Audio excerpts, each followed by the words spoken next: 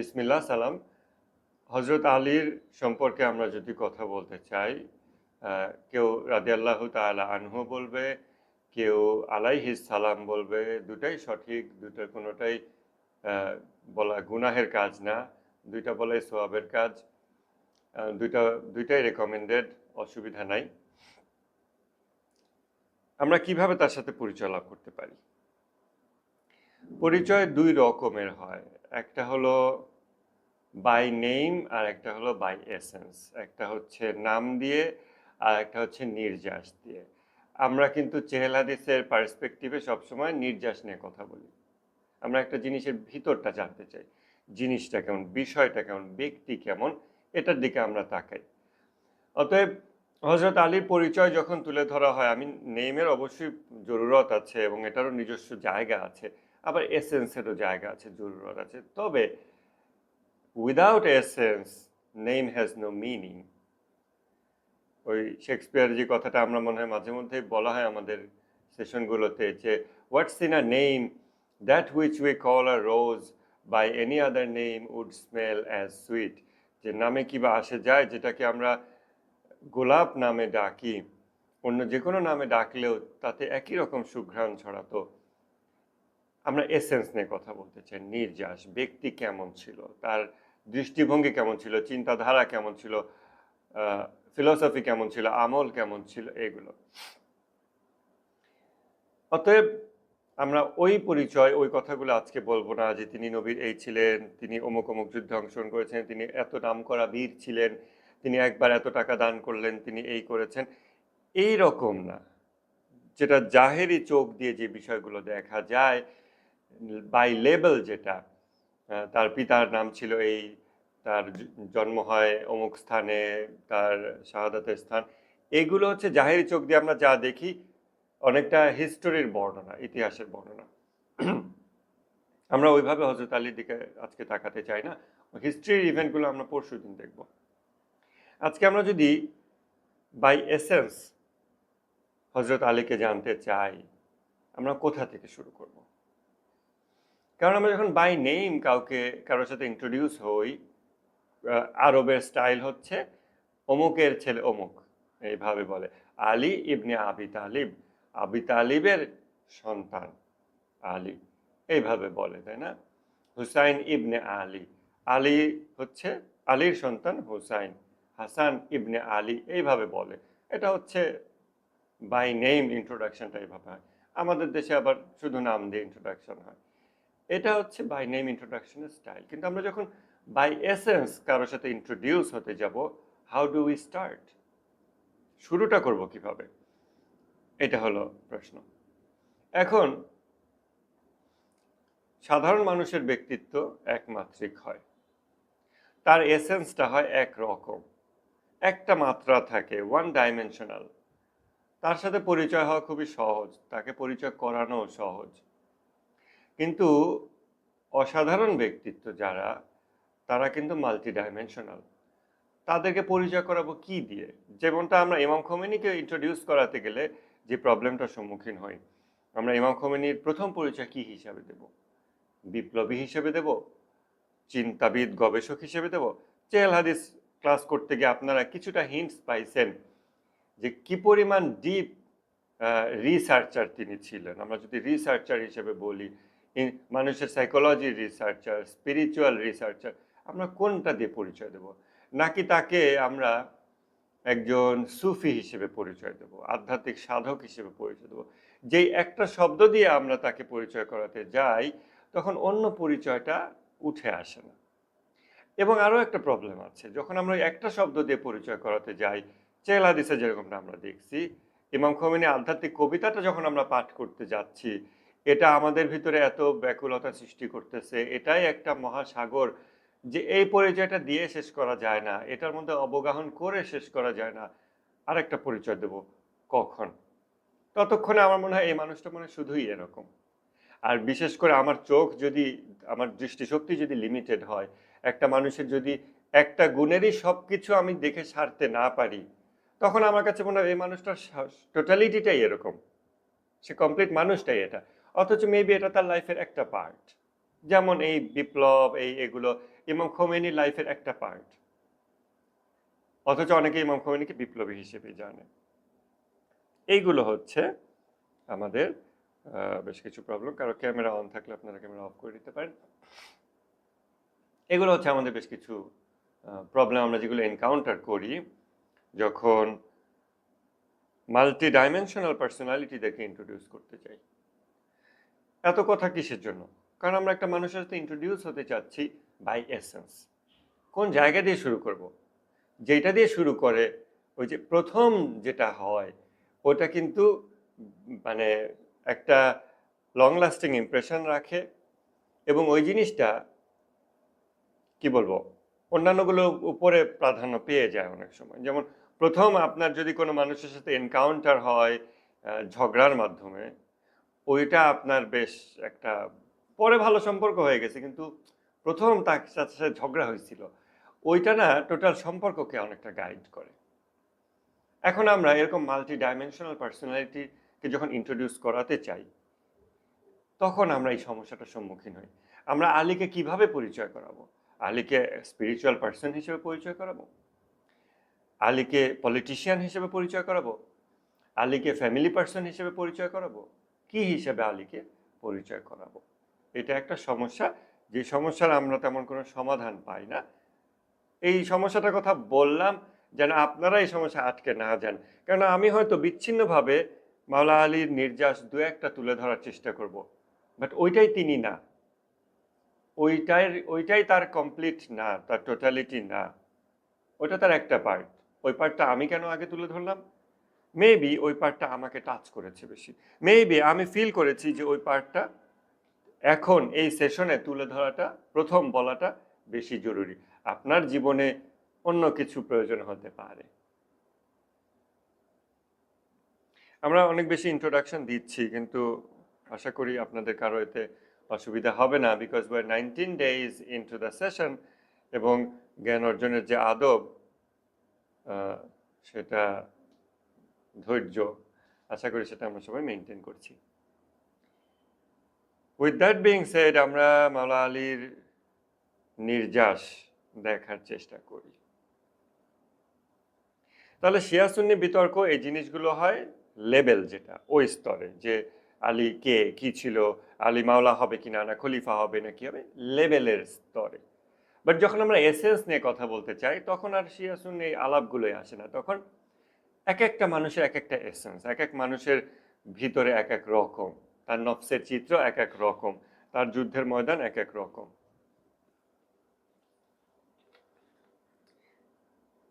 আমরা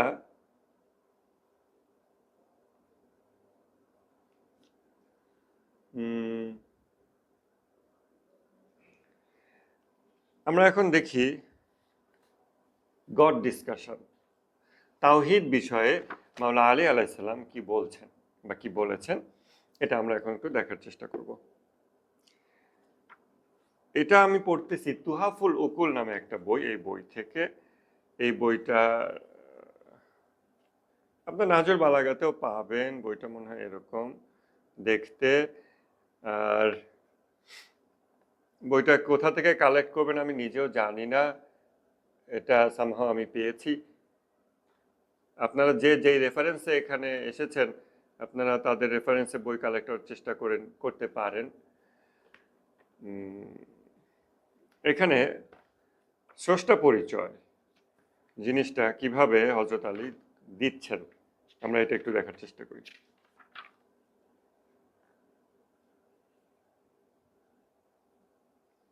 মনোযোগ দেন সবাই একটু, আমি পড়ি, আপনারা শোনেন।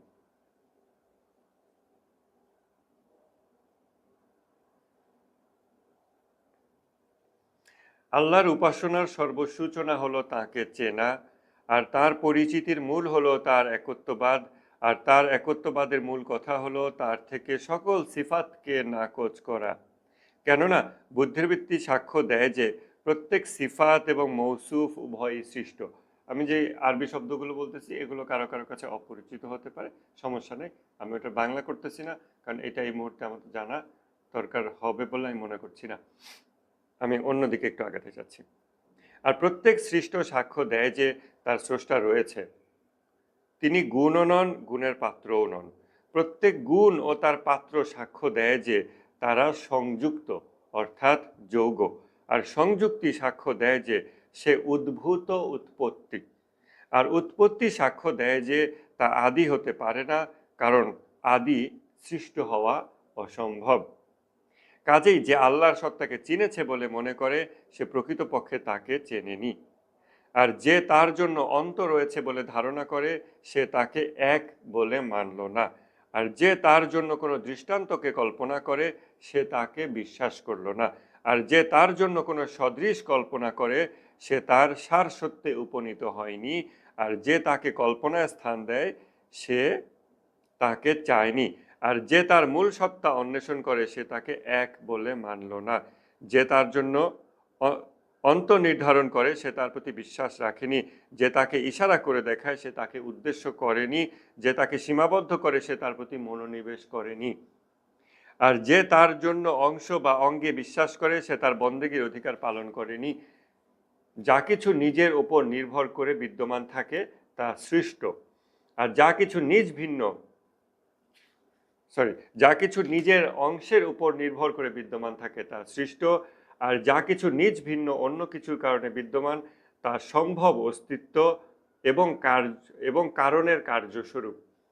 আমি যেটা পড়লাম, আমার মনে হয় না যে আমরা সবাই বুঝতে পারছি, হয়তো আমরা মেজরিটি এটা বুঝতে পারিনি। ইটস ওকে, মাঝে মধ্যে এই বুঝতে না পারাটাও দরকার।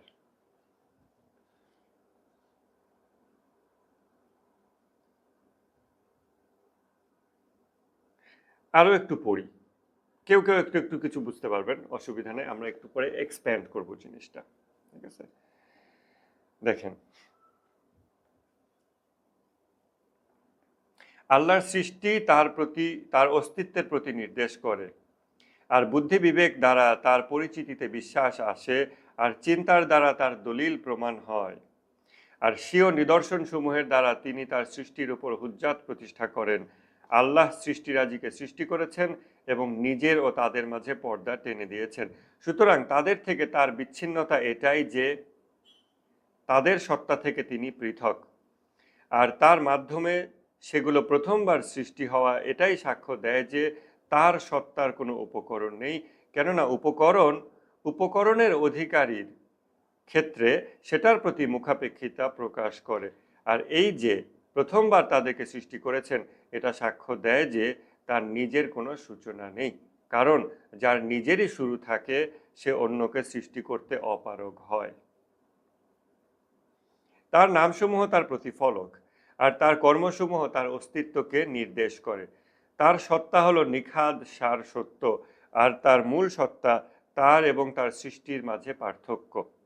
যে ব্যক্তি আল্লাহর জন্য কোনো সিফাত আরোপ করে, সে আল্লাহকে জানে না। আর যে আল্লাহর জন্য কোনো দৃষ্টান্তকে ধারণা করে, সে তাকে অতিক্রম করে গেছে। আর আর যে তার মূল সত্তাকে অন্বেষণ করে, সে ভ্রান্তির পথে পা বাড়িয়েছে। যদি কেউ বলে তিনি কোথায়, এই জায়গা থেকে আমরা সরাসরি মনে হয় ইজিলি বুঝতে পারবো। যদি কেউ বলে তিনি কোথায়, তাহলে সে তাকে স্থানাবদ্ধ করে ফেলেছে।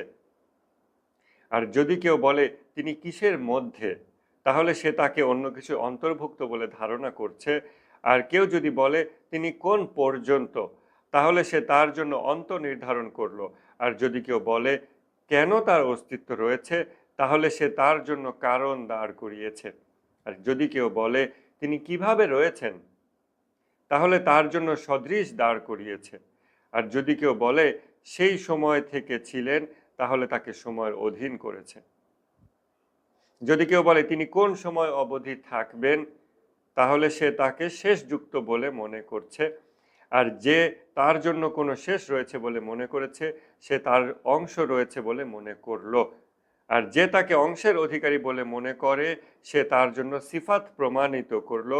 আর যে তার জন্য সিফাতের ধারণা করে, সে তার সম্পর্কে অযাচিত বলেছে। আর যে তাকে বিভক্ত জ্ঞান করেছে, সে তার থেকে মুখ ফিরিয়ে নিয়েছে। এইভাবে করে আমরা পাতার পর পাতা পড়ে যেতে পারি মাওলা আলী আলাইহিস সালাম যখন স্রষ্টা পরিচিতি দিচ্ছেন আমাদেরকে। এর আগে আমরা একটা ক্লেম করেছি চেহেল হাদিস ক্লাসে। ইমাম খোমেনি মানুষের যে দুইটা সংজ্ঞা প্রসিড করেছেন বইয়ের ভিতরে,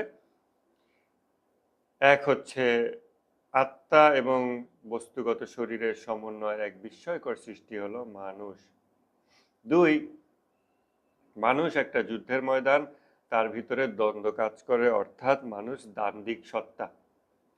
আমরা যে ক্লেমটা করেছি যে এই দুইটা ডেফিনিশন দ্বারা প্রায় সমস্ত পশ্চিমা ভ্রান্ত ফিলোসফিকে কাউন্টার করা পসিবল,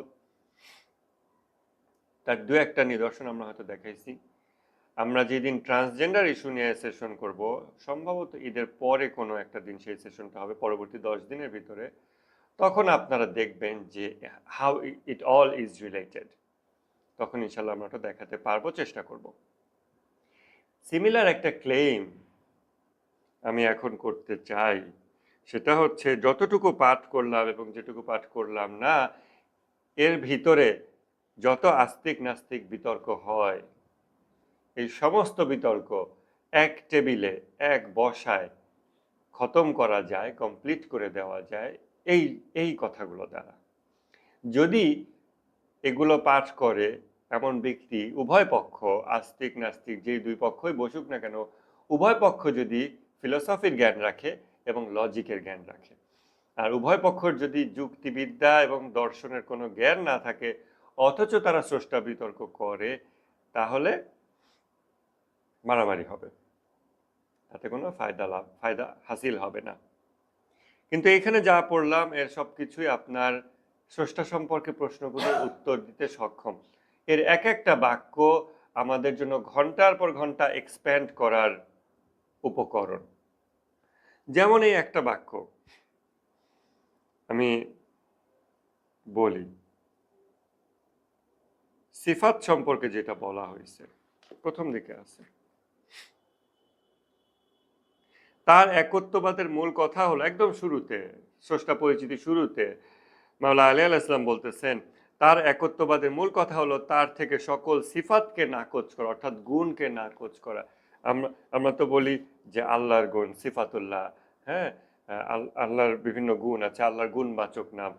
মাওলা আলী আলাইহিস সালাম বলতেছেন, আল্লাহর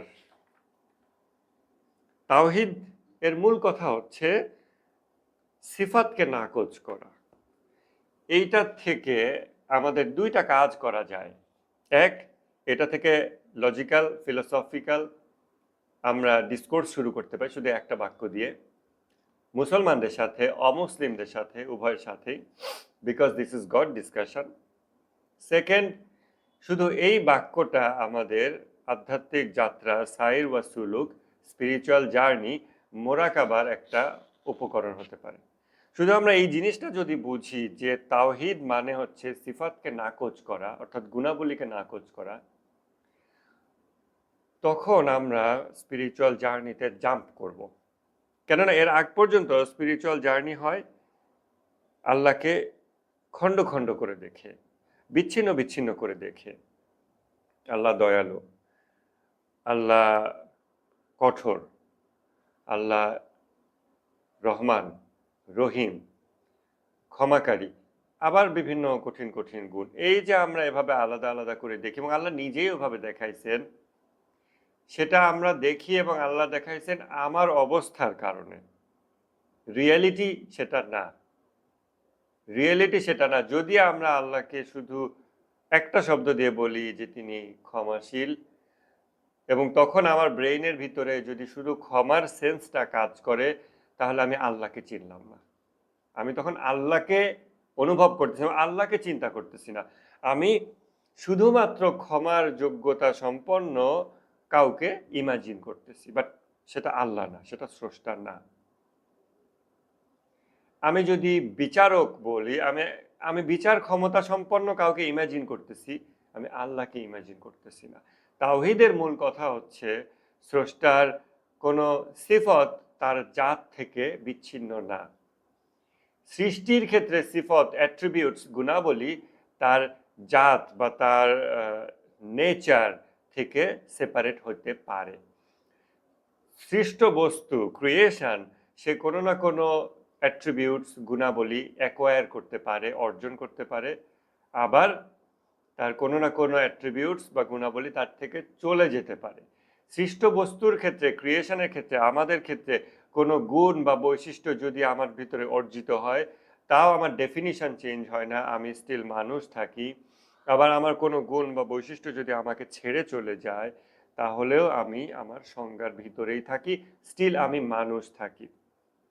স্রষ্টার ক্ষেত্রে তার কোনো গুণ তার সত্তা থেকে পৃথক করা যায় না। পৃথক করা যায় না বলে এটা তাওহীদ।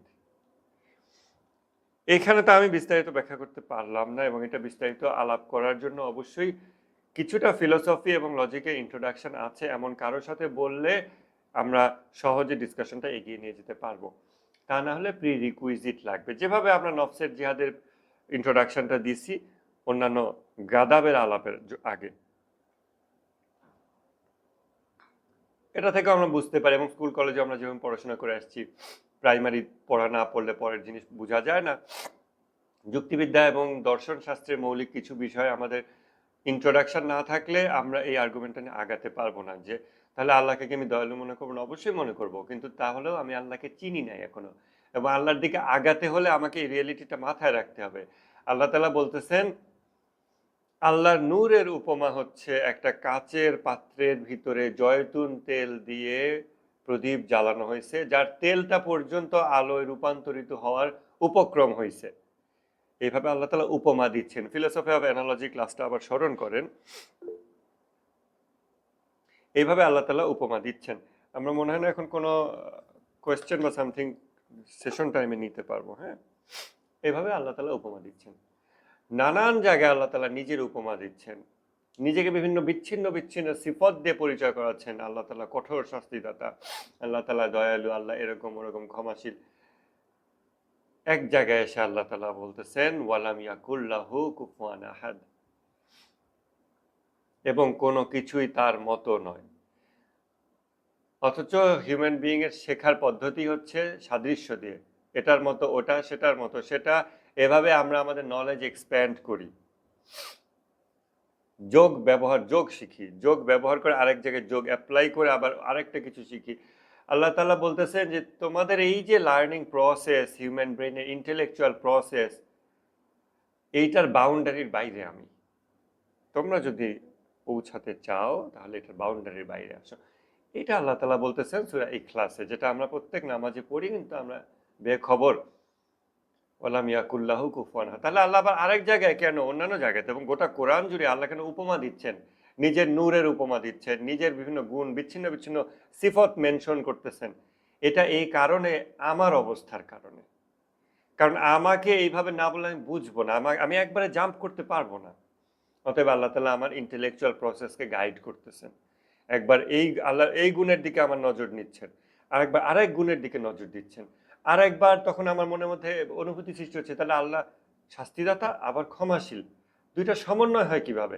আমার তখন ইন্টেলেকচুয়াল প্রসেস ট্রিগার করতেছে, ইন্টেলিজেন্স ট্রিগার করতেছে, যেটাকে আমরা ইন্টেলিজেন্স বলি। তারপরে আরও বিভিন্ন বিষয় আমি দেখতেছি, বিভিন্ন গুণ দেখতেছি। এইভাবে আমার জার্নি, ইন্টেলেকচুয়াল জার্নি আল্লাহ এগিয়ে নিয়ে যাচ্ছেন, প্যারালাল স্পিরিচুয়াল জার্নি এগিয়ে নিয়ে যাচ্ছেন। হিউম্যান ব্রেইনের ইন্টেলেকচুয়াল প্রসেসের একটা বাউন্ডারি আছে, একটা লিমিট আছে। এইটা কিন্তু অবশ্যই যে কেউ ফিলোসফি পড়ছে বা জানে, লজিক জানে, সে এটা স্বীকার করবে যে হ্যাঁ অবশ্যই এটার লিমিট আছে।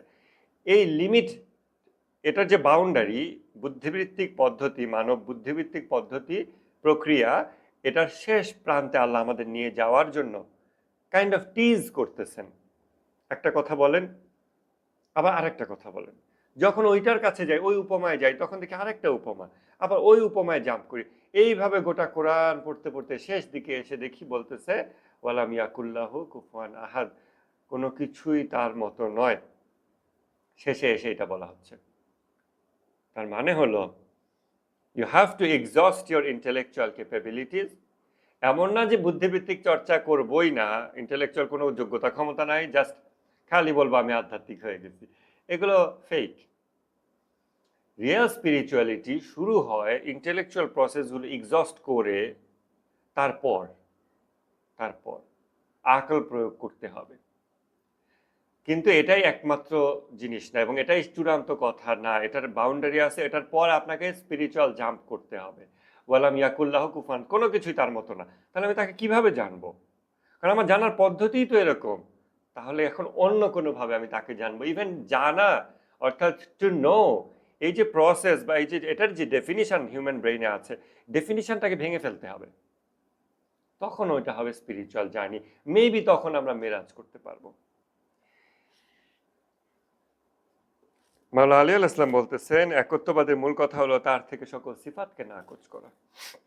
আমরা এটা তার বেশি আগাবো না, কিন্তু আপনারা পড়তে পারেন, দেখতে পারেন যে তার নির্যাসটা কি ছিল, তার মুখনিসৃত কথাগুলো কি ছিল, কি রকম ফিলসফি এবং লজিক এই মানুষটার কাছে ছিল, যেটা আমরা এখনো ইতিহাসের পাতায় পাই।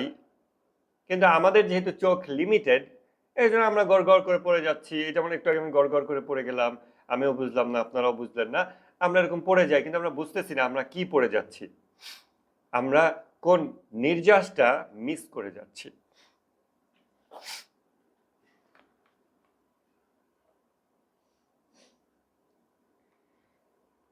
নিজের ছেলের প্রতি মাওলানা আলী আলাইহিস সালাম যখন, এটা তো গড ডিসকাশন এবং এটা নিয়ে তো শেষ করা যাবে না, আমরা একটা মোটামুটি সিদ্ধান্ত নিছি এবং চিন্তা করতেছি, আল্লাহ তৌফিক দিলে সামনের বছর চেহল হাদিস যদি আমরা সবাই মিলে করতে পারি, তাহলে এই আজকে যেই এবছর আমরা মাওলানা আলীর যে পরিচিতিটা দেওয়ার চেষ্টা করলাম একটু অগোছালোভাবে, সামনের বছর থেকে আমরা এটাকে গুছাই দিব এবং এবছর যা করলাম পরের বছর তার সেকেন্ড ক্লাস, তারপর তৃতীয় শ্রেণী, চতুর্থ শ্রেণী, আমরা এভাবে করে ক্লাস আপগ্রেড করব, আমরা একটু একটু করে আগাবো। তো মাওলানা আলীর গড ইন্ট্রোডাকশনের উপর আমরা দেখব, আমরা আরেকটা জিনিসের উপর দেখবো, আরেকটা জিনিস দেখবো, এভাবে করে আমরা প্রতি বছর, আমরা যদি সারা জীবনও দেখি এটা শেষ হবে না। এরকম দাবি করাটা কোনো এক্সাজারেশন হবে না। এরপর আমরা একটু দেখি পুত্রের প্রতি পিতার চিঠি, এখন একেবারে অন্যরকম। আমরা যখন মাকারিম আখলাক দেখি একরকম দোয়া, জাওশান সাগির দেখি আরেক রকম দোয়া। এখন ওই যে বললাম না মাল্টি ডাইমেনশনাল পার্সোনালিটি, আপনি কি আলীকে এভাবে ইন্ট্রোডিউস করাবেন যে ভেরি ইন্টেলেকচুয়াল, লজিক্যাল ফিলোসফার, করতে পারেন, but at the same time তার তো আরও একটা দিক আছে, আরও 10টা দিক আছে, ওই দিকগুলো তো তখন চাপা পড়ে যায়। এই বিষয়টার সমাধান হলো ইনসানে কামেল কনসেপ্টের সাথে পরিচয় লাভ করা, যেটা ইনশাল্লাহ আমরা আগামী ক্লাসে দেখব। নিজের ছেলে ইমাম হাসান আলাইহিস সালামের প্রতি চিঠি, আমরা চিঠিটা একটু পড়ি। এই চিঠি একজন নশ্বর, কালের বাঁধনে আবিষ্ট, আয়ুষ্কাল অতিক্রমকারী, কালের শীতলতা ও উষ্ণতার স্বাদ আস্বাদনকারী, দুনিয়ার ভর্ৎসনাকারী, মৃতদের স্থলাভিষিক্ত নিবাসী, যে আগামীকাল সেখান থেকেই তাদের নিকট যাত্রা করবে, এমন পিতার পক্ষ থেকে একজন পুত্রের প্রতি, যে পুত্র যা কিছু পায় না তার প্রত্যাশা করে এবং তাদের পথে গমন করে যারা গত হয়েছে, এবং সকল রোগ ব্যাধির যে লক্ষ্য বস্তু, এবং দিন ও রাত্রি সমূহের বন্ধনে যে পুত্র আবদ্ধ, এবং যে ব্যক্তি কোনো বিপদের আওতাভুক্ত এবং যে কোনো বিপদের আওতাভুক্ত, এবং দুনিয়ার মহাবিষ্ট এবং লোকসানকারী ব্যবসায়ী, এবং মৃত্যুর হাতে বন্দী, এবং সকল দুঃখের সহপাঠী, এবং সকল দুর্যোগের লক্ষ্যবস্তু, এবং রিপুর তাড়নায় হোঁচট খাওয়া, এবং মৃতদের স্থলাভিষিক্ত। ছেলেকে চিঠি লিখতেছে, আমাদের পিতা পুত্রের সম্পর্ক কেমন, আর এইখানে পিতা পুত্রের চিঠি, তাও আবার চিঠির মধ্যে বিষয়বস্তু কি। পরসমাচার, আমার প্রতি দুনিয়ার পৃষ্ঠ প্রদর্শন এবং আমার উপর কালের ঔদ্ধত্য আর আমার দিকে পরকালের মুখ করা আমার জন্য এটা স্পষ্ট করে দিয়েছে যে আমি যেন নিজেকে নিয়ে চিন্তা করি এবং অন্যদের স্মরণ থেকে এবং পেছনে যা কিছু রয়েছে তার প্রতি মনোনিবেশ থেকে ফিরে থাকি। এ বিষয়টি আমাকে সকল মানুষের বিপরীতে নিজের দিকে ব্যস্ত করেছে এবং আমার জন্য স্বেচ্ছাচারী হওয়ার পথ রুদ্ধ করে দিয়েছে। আর আমার রিপুর কামনা থেকে, অর্থাৎ প্রবৃত্তির কামনা, এটা থেকে আমাকে বিচ্ছিন্ন করেছে এবং আমাকে বিষয়াদির সার সত্যকে আমার বিষয়াদির সার সত্যকে আমার চক্ষুর গোচরে এনেছে, অর্থাৎ অ্যাফেয়ার্স, বিষয়বস্তু, এগুলোর যেই হাকিকত, রিয়ালিটি, এটা আমার দর্শনে নিয়ে এসেছে চোখে, যেই ভিশনের কথা আমরা আগে বলছি সূরা বাকারার যে ডিসকাশন ওইটাতে।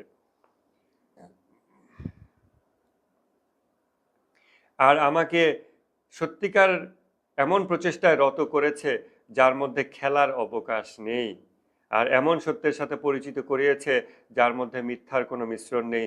আমি তোমাকে নিজের দেহের টুকরা বলে জানি, বরং আমার গোটা অস্তিত্বই মনে করি তোমাকে। যদি তোমার কোনো ক্ষতি হয় তাহলে যেন আমারই ক্ষতি হয়েছে, আর যদি তোমার মৃত্যু উপস্থিত হয় তাহলে যেন আমাকেই অপহরণ করে নিয়েছে। আর আমি তোমার কাজে ততটুকুই মনোযোগী যতটা আমার নিজের কাজে মনোযোগী থাকি। আমি এই পত্র তোমাকে লিখছি যাতে এর মাধ্যমে তোমার পৃষ্ঠপোষক থাকি উভয় অবস্থায়, যখন আমি বেঁচে থাকি অথবা মৃত্যুবরণ করি। প্রিয় পুত্র আমার, আমি তোমাকে আল্লাহকে ভয় করে চলার এবং তাকে স্মরণের মাধ্যমে তোমার অন্তরকে গড়ে তোলার এবং তার রজ্জুকে আঁকড়ে ধরার সুপারিশ করছি। তোমার এবং আল্লাহর মধ্যে যে দৃঢ় বন্ধন রয়েছে তার থেকে দৃঢ়তর কোনো বন্ধন নেই, আর তাই তা গ্রহণ ও সংরক্ষণ করবে। তোমার অন্তরকে উপদেশ দ্বারা জীবিত করো এবং সংযমের দ্বারা তাকে দমন করো, আর ইয়াকিন দ্বারা তাকে শক্তিশালী করো, আর মৃত্যু দ্বারা তোমার অন্তরকে অপদস্থ করো, আর জগতের বিনাশের প্রতি তোমার অন্তরের স্বীকারোক্তি আদায় করো। আর পার্থিব বিপর্যয়সমূহ দ্বারা তোমার অন্তরকে চক্ষুষ্মান করে তোলো এবং দুনিয়ার আক্রমণ ও তার দিন ও রাত্রির প্রকাশ্য আবর্তন থেকে তাকে দূরে রাখো। পূর্বগামীদের ইতিকথাকে তার উপর পরিবেশন করো এবং তার পূর্ববর্তী লোকদের উপর কি নেমে এসেছে সেগুলো তোমার অন্তরকে স্মরণ করিয়ে দাও। তাদের জনপদ সমূহ এবং ধ্বংসস্তূপের মাঝে ঘুরে বেড়াও এবং দেখো তারা কি কি করেছে এবং কোথা থেকে পতিত হয়েছে এবং কোন কোন জিনিস থেকে তারা দূরে সরে গেছে। নিশ্চয়ই তুমি তাদেরকে দেখতে পাবে যে প্রিয় বন্ধুদের থেকে তারা দূরে সরে গেছে এবং একটি অচেনা ঘরে কবরের বাসিন্দা হয়েছে। তাদের ঘরবাড়ির মাঝে চিৎকার করে বলো, হে শূন্য ঘরবাড়ি, হে শূন্য ঘরবাড়ি, কোথায় তোমাদের বাসিন্দারা? অতঃপর তাদের কবরসমূহের উপর দাঁড়াও এবং বলো, হে পচা দেহসমূহ এবং ছিন্ন ভিন্ন অঙ্গসমূহ, তোমরা যে ঘরের বাসিন্দা হয়েছ সেটাকে কেমন পেয়েছ? প্রিয় পুত্র আমার, অচিরেই তুমিও তাদের একজন হবে। সেও শয়নস্থলের কাজ সমাধা করো এবং তোমার পরকালকে তোমার দুনিয়ার মূল্যে বিক্রয় করো না। আর যা কিছু জানো না তা বলো না, আর যা তোমার কর্তব্য নয় তা বলতে যেও না। আর যদি কোনো পথে পথভ্রষ্ট হওয়ার ভয় করো তাহলে তা থেকে বিরত থাকো।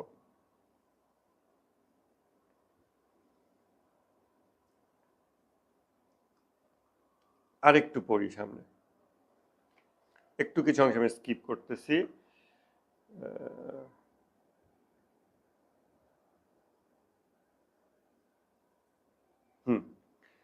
আরেকটা অংশ পড়ি। প্রিয় সন্তান আমার, দেখছি, এটা অনেক বড় চিঠি, অনেক বড় চিঠি, অনেক বড় চিঠি। প্রিয় সন্তান আমার, দেখছি তুমি বয়সের পূর্ণতায় পৌঁছেছ, আর দেখছি আমি দিনে দিনে দুর্বল হয়ে পড়ছি। তাড়াতাড়ি তোমাকে কিছু ওসিয়ত করলাম, যাতে এমন না হয় যে আমার মনে যা কিছু রয়েছে তা তোমাকে পৌঁছানোর আগেই আমার মৃত্যু এসে পড়ে,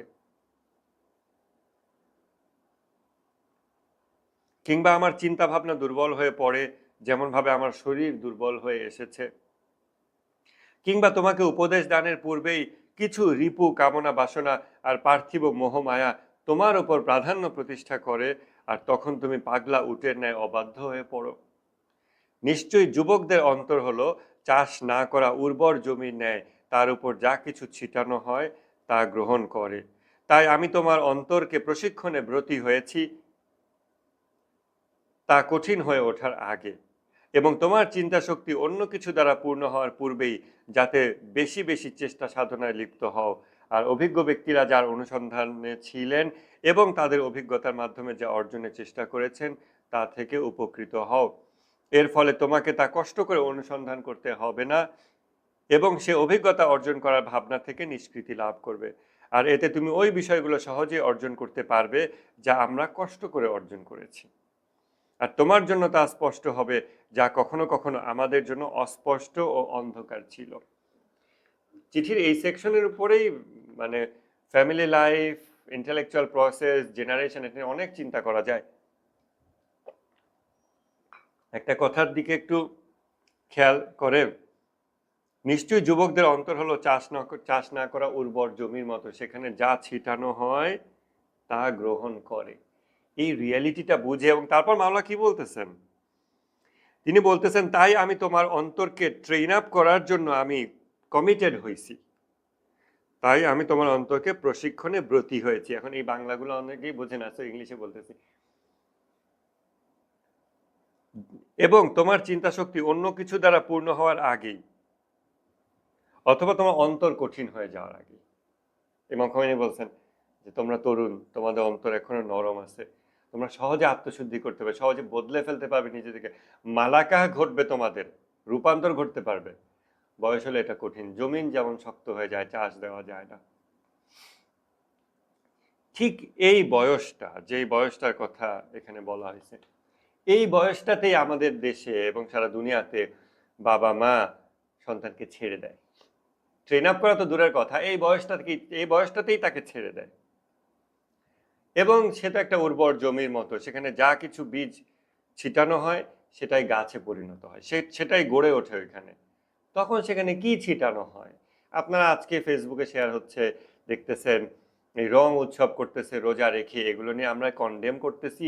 ওই বাবা মাকে কনডেম করেন যে তারা কেন সঠিক সময় সঠিক বীজ বপন করে নাই ওই যুবকদের ভিতরে, ওই যুবতীদের ভিতরে, যে তোমাদের ভিতরে দিনের বীজ বপন করলাম, তোমাদের ভিতরে সঠিক চিন্তা শক্তি গ্রো করতে হেল্প করলাম, দৃষ্টিভঙ্গি, পার্সপেক্টিভ, ফিলোসফি, চশমাগুলো তোমাকে দিলাম, কেন বাবা মা ওইটা করে নাই? ছেলে মেয়ের দোষ? বাচ্চা জন্ম দিলেই হয়ে যায়? সেক্স করার বাই প্রোডাক্ট হিসেবে বাচ্চা জন্ম হয়? একটা মানুষকে দুনিয়া আনার কোনো দায়িত্ব নাই? নিজে মানুষ হয়েছে, নিজেও মানুষ হয়নি, মানব জন্ম লাভ করেনি, এবং এমন অবস্থায় সে বিয়ে করেছে, তার সন্তান হয়েছে, এবং তার সন্তানও যেন মানব জন্ম গ্রহণ করতে না পারে ওটা সে নিশ্চিত করছে। তাকে ব্র্যাকে পাঠায়, তাকে ঢাকা ইউনিভার্সিটি পাঠায়, জাহাঙ্গীরনগর পাঠায়, এই সমস্ত জায়গায় যত নোংরামি নষ্টামি শিখে সেও একটা জানোয়ারের জীবন নিয়েই কবরে চলে যায়। এই গল্প চারিদিকে আমরা দেখতে পাচ্ছি। নিশ্চয়ই যুবকদের অন্তর হলো চাষ না করা উর্বর জমির ন্যায়, তার উপর যা কিছু ছিটানো হয় তা গ্রহণ করে। এই চিঠি অনেক বড়। তারপর ইমাম হুসাইন আলাইহিস সালামের প্রতি চিঠি, সেটা আমরা একটু দেখি। প্রতিটা বাক্যে আমাদের মানে মাওলার কথার প্রতিটা কথা হচ্ছে full of wisdom, full of knowledge, philosophy. কি নাই সেখানে? যা কিছু নাই আমরা মনে করি সেটা আমার সীমাবদ্ধতায়। 2 বছর 10 বছর পর যখন আমি আরো লজিক শিখছি, আরো ফিলোসফি শিখছি, আরো সোল পিউরিফাই করছি, তখন মাওলার একই বক্তব্য থেকে আমি নতুন কিছু পাই। যারাই মাওলা আলীর সাথে পরিচিত হয়েছে, তারা পরিচিত হয়নি, বা কিন্তু যতটুকু পরিচিত হয়েছে তাদের সবারই অনুভূতি এইটাই।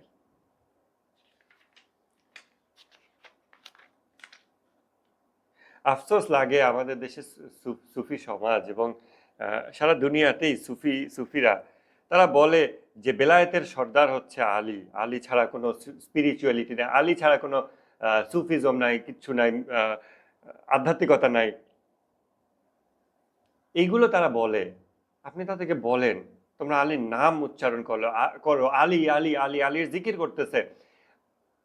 ইন্ডিয়াতে তো আপনি খালি বিভিন্ন আলী নিয়ে গান, সব মুভি টুভিতে, মানে খারাপ মুভির মধ্যে আলীর গান, হ্যান ত্যান, এই নাচতেছে ঘুরতেছে সাদা ড্রেস পরে, সব জায়গায় আলীর নাম উচ্চারণ হচ্ছে। এসেন্সটা কোথায়? আপনি সুফিদেরকে জিজ্ঞাসা করেন, আলীর এসেন্সটা আমাকে দেখাও, আলী কে ছিল, আলীর ভিতরে কি ছিল, আলীর দর্শন চিন্তা ভাবনা কেমন ছিল, আলীর অন্তরটা কেমন ছিল, দেখাও দেখি।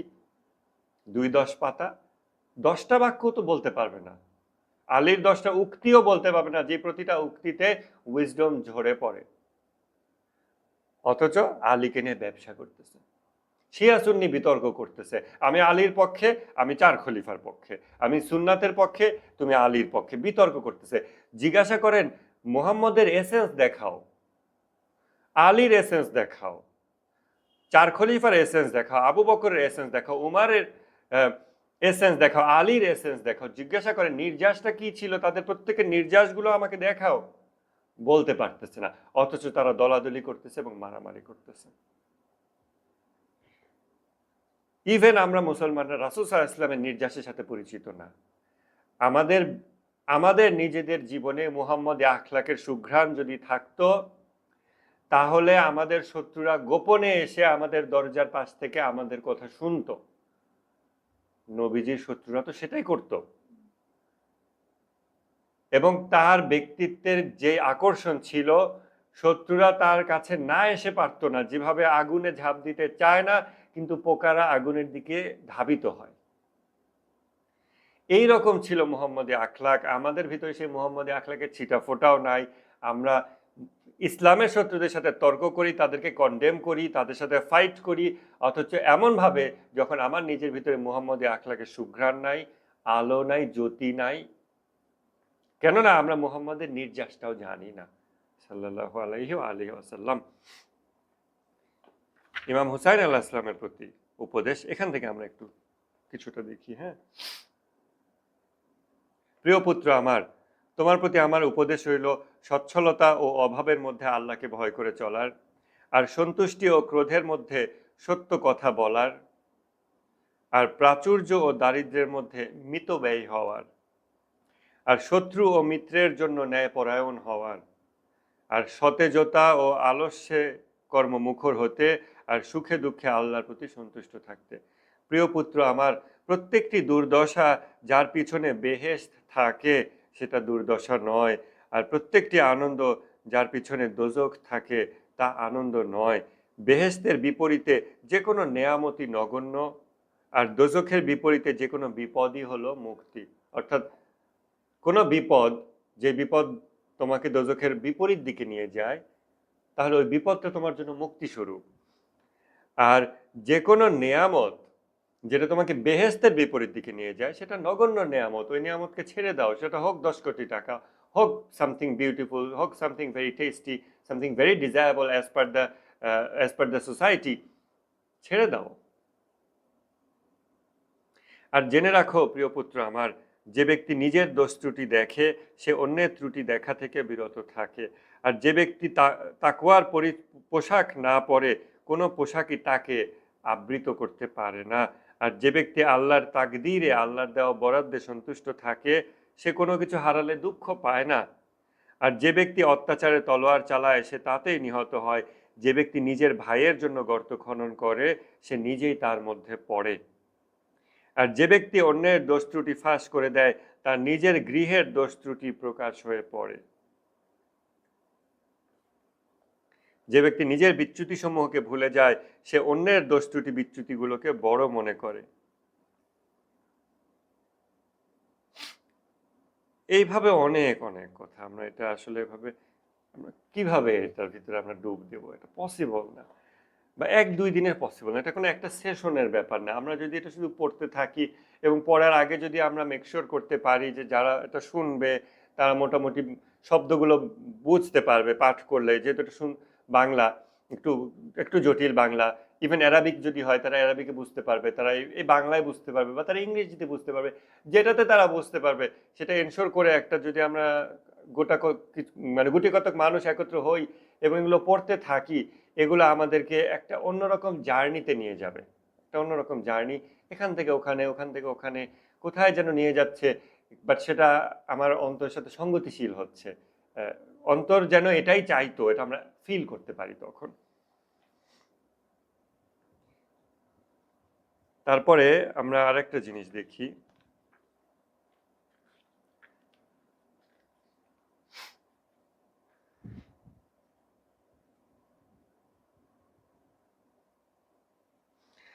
আমরা দেখব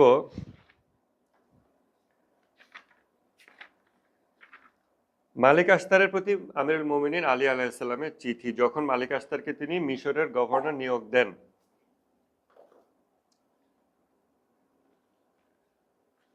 পলিটিক্যাল বিষয়। আমরা প্রথমে কি দেখলাম? God discussion. তারপর কি দেখলাম? পুত্রের প্রতি অ্যাডভাইজিং। তারপর আমরা দেখতেছি এখন একজন পলিটিশিয়ান গভর্নরকে, একজন লিডার তার গভর্নরকে, একজন প্রেসিডেন্ট তার গভর্নরকে কিভাবে করে গাইড করতেছেন, কিভাবে ডাইরেকশন দিচ্ছেন। বিসমিল্লাহির রহমানির রহিম। এটা আল্লাহর বান্দা আমিরুল মুমিনিন আলীর পক্ষ থেকে মালিক ইবনে হারিস আশতারের প্রতি নির্দেশনামা। যখন তিনি তার শাসন আমলে তাকে মিশরের গভর্নর নিয়োগ করেন, যাতে তিনি সেখানকার রাজস্ব সংগ্রহ করেন, শত্রুদের বিরুদ্ধে জিহাদ করেন, সেখানকার অধিবাসীদের সংশোধন করেন এবং বিভিন্ন শহরের উন্নয়ন করেন। খেয়াল করে দেখেন, অধিবাসীদের সংশোধন করেন, কিন্তু এখনকার দিনে কিন্তু সরকারের এটা দায়িত্ব না। ইসলামিক রাষ্ট্র কেমন হবে, ইসলামিক গভর্নেন্সের রূপরেখা কেমন হবে, স্ট্রাকচার কেমন হবে আলাপ করতে চান, এইখানে দেখেন। যাতে তিনি সেখানকার অধিবাসীদের সংশোধন করেন, ইসলাহ করেন, অর্থাৎ ইসলামিক রাষ্ট্র এমনভাবে পরিচালিত হবে যেখানে রাষ্ট্রের দিক থেকে সাপোর্ট থাকবে মানুষের আত্মশুদ্ধির জন্য, কারেকশনের জন্য। শুধু স্পিরিচুয়াল আত্মশুদ্ধি তা না, সার্বিক আত্মশুদ্ধি, তার আমল, আখলাক, ইন্টারাকশন, লেনদেন সব কিছুতে যেন তাকে হেল্প করে। সরকারের কাজ হবে ওইটা। কিন্তু সেকুলার গভর্নমেন্ট কিন্তু সেটা না। সেকুলার গভর্নমেন্ট তোমার ভিতরের শুদ্ধি, ইসলাহ, improvement, purification, that's up to you. আমার কাজ হচ্ছে শুধু অর্থনীতি, রাস্তাঘাট এগুলো মেনটেন করা, আর বাহ্যিক শারীরিক জাহেরি শরীরের সিকিউরিটি এনশিওর করা।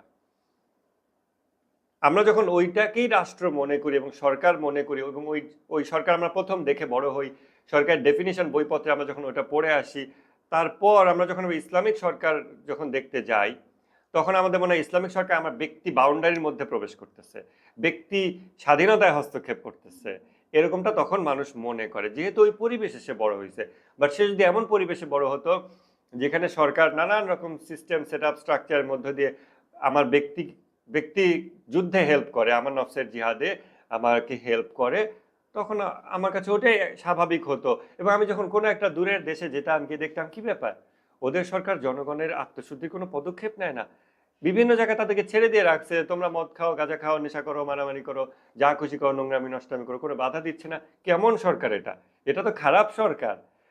আমাদের তখন ওইটা মনে হতো। বাট আমরা যেহেতু খারাপ সরকার দেখে অভ্যস্ত, অথবা অ্যাটলিস্ট এমন সরকার বা এমন গভর্নেন্স স্ট্রাকচারে অভ্যস্ত যেগুলোর প্রণয়নকারীরা নফসের জিহাদ জানে না, যারা মানুষ কি জিনিস, হিউম্যান এসেন্স জানে না, এমন ব্যক্তিদের দ্বারা যখন হিউম্যান গভর্ন করা হয়, মানুষকে কিভাবে পরিচালনা করা হবে এটার নিয়ম নীতি ওই ব্যক্তিরা যখন তৈরি করে, যে ব্যক্তিরা মানুষ কি জিনিস তাই জানে না, হিউম্যান ডেফিনিশন জানে না এবং এসেন্স অফ হিউম্যানিটি জানে না, তখন ওই রকম স্ট্রাকচারে বড় হলে আমার নিজের ভিতরেও আসলে এসেন্সগুলো চলে যেতে থাকে এবং আমি ওটাকে স্বাভাবিক মনে করি।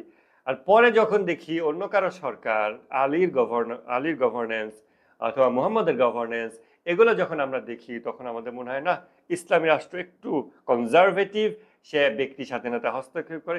হোয়াট ইজ ব্যক্তি স্বাধীনতা? আমরা যে কথাগুলো বলতেছি, এই পার্সোনাল ফ্রিডম কি জিনিস? Freedom of what? ইমাম খোমেনি বলছেন আমরা ব্যক্তি স্বাধীনতায় বিশ্বাস করি, তবে লাগামহীন ব্যক্তি স্বাধীনতায় নয়। লাগামহীন ব্যক্তি স্বাধীনতাকে অবশ্যই প্রতিহত করতে হবে। আমার মনে হয় যে আজকে জেহেল হাদিসের 19তম দিন, এইখানে আমরা এটা বলতে পারি যে ব্যক্তি স্বাধীনতা মানে কোন অংশের স্বাধীনতা। কারণ আপনি তো দুইটা অংশের সমন্বয়, আপনার ভিতরে ভালো একটা অংশ, মন্দ একটা অংশ অলওয়েজ ফাইট করতেছে। তারা যখন ব্যক্তি স্বাধীনতার কথা বলে, আমরা জানতে চাই এটা এই যে স্ব অধীনতা, মানে নিজের অধীনতা, এটা নিজের কোন অংশের অধীনতা? নিজের ভালো অংশের অধীনতা না খারাপ অংশের অধীনতা? যদি ভালো অংশের অধীনতা হয়, ফ্রিডম মানে এটা হয়, স্বাধীনতা মানে এটা হয়, ভেরি গুড, ওয়েলকাম। কিন্তু এই স্বাধীনতার নাম করে যদি তারা নিজেদের মন্দ সত্তার চর্চা করে, মন্দ সত্তার অধীনতা করে এবং নিজে ওইটা চর্চা করে এবং সমাজে ওইটা ছড়িয়ে দেয়, অবশ্যই সেটা আমি প্রতিহত করব। কারণ ওইটা আমার ব্যক্তি যেই নাফস, এইটাকে ক্ষতিগ্রস্ত করে। অতএব আমার নিজের স্বার্থে হলেও ওইটাকে আমার প্রতিহত করতেই হবে। ইমাম খোমেনি বলছেন ইসলামে ব্যক্তি স্বাধীনতা আছে, কিন্তু লাগামহীন ব্যক্তি স্বাধীনতা নয়। লাগামহীন ব্যক্তি স্বাধীনতাকে অবশ্যই প্রতিহত করতে হবে, শুধু মুখে কন্ডেম না, we have to stop it. তারপর আমরা আরেকটু আগাই।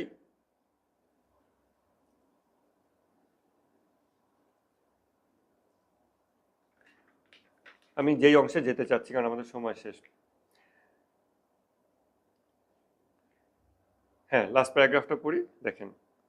অতঃপর হে মালিক আস্তার, আমি তোমাকে এমন একটি দেশে প্রশাসক করে পাঠাচ্ছি যেখানে তোমার আগে ন্যায়পরায়ণ ও জালিম অনেক শাসকই শাসন করেছে।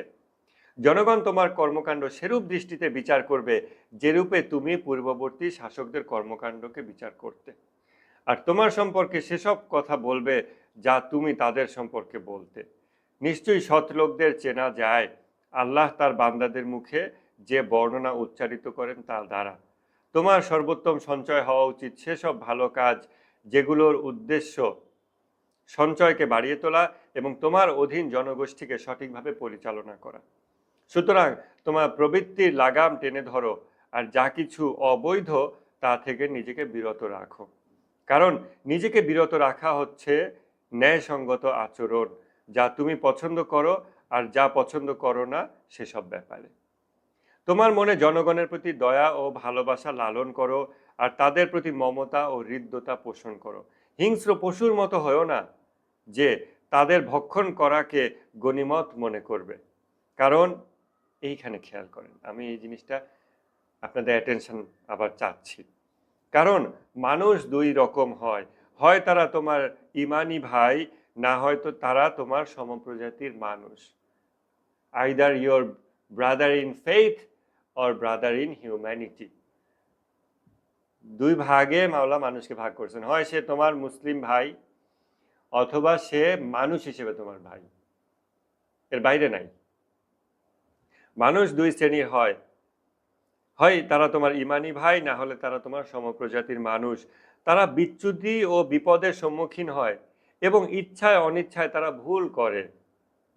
তাদেরকে তোমার ক্ষমা ও মার্জনা থেকে ততটা প্রদান করো যতটা তুমি চাও আল্লাহ তোমাকে মার্জনা করুন, কারণ তুমি তাদের ঊর্ধ্বতন, আর তোমার ঊর্ধ্বতন হলো ওয়ালিয়ে আমর, খলিফা, আর আল্লাহ হলেন তোমার সেই ওলিয়ে আমরের ওপরে, কেননা তিনি তোমাকে তার কিতাব শিক্ষা দিয়েছেন এবং তোমাকে স্বীয় নবীর সুন্নাতের সাথে পরিচয় করিয়েছেন, যেভাবে এ পত্রে তোমার জন্য লিপিবদ্ধ করেছি। বলা হচ্ছে মানুষ দুই রকম, either your brother in faith or brother in humanity. অতএব তাদেরকে তুমি ততটাই ক্ষমা করো যতটা তোমাকে আল্লাহ ক্ষমা করবেন বলে তুমি আশা করো, কেননা তোমার উপরে হচ্ছেন আল্লাহ। অতএব তোমার ক্ষমা পাওয়ার প্রশ্নই আসে হচ্ছে তার থেকে, মানে তোমার উপরে তোমার শাসক খলিফা, তার উপরে আল্লাহ।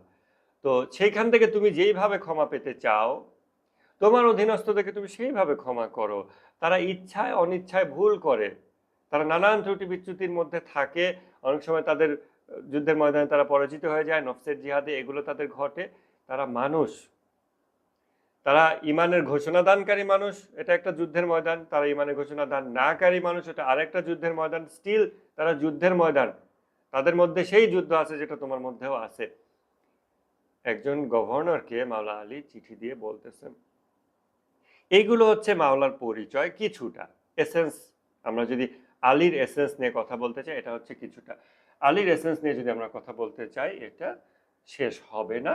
তাই বলে যে এটা আমরা শুরু করব না, তা তো না। কারণ আমরা এটা কিছুটা, যারা আজকে প্রথমবারের মতো এগুলোর সাথে ইন্ট্রোডিউস হইলাম, তারা একটু যদি নিজেকে সময় দেই, আমরা বুঝতে পারবো যে এখানে আমাদের ফ্যামিলি লাইফ, আমাদের সোশ্যাল লাইফ, আমার পার্সোনাল লাইফ, সব কিছুর ইমপ্রুভমেন্ট, সব কিছুর পারফেকশনের জন্য কত গাইডেন্স আছে। শুধু অপেক্ষা হলো আমি কখন এগুলো পড়ব, এগুলো অনুধাবন করব, হৃদয়ঙ্গম করব, তাহলে আমরা এর থেকে উপকৃত হতে পারবো এবং হয়তো আমরা আলীর সাথে পরিচিত হতে পারবো। কারণ আজকে সেই দিন যেই দিনে তাকে ছুরি দিয়ে আঘাত করেছিল মুসলিম নামধারী একজন ব্যক্তি। কেন করেছিল?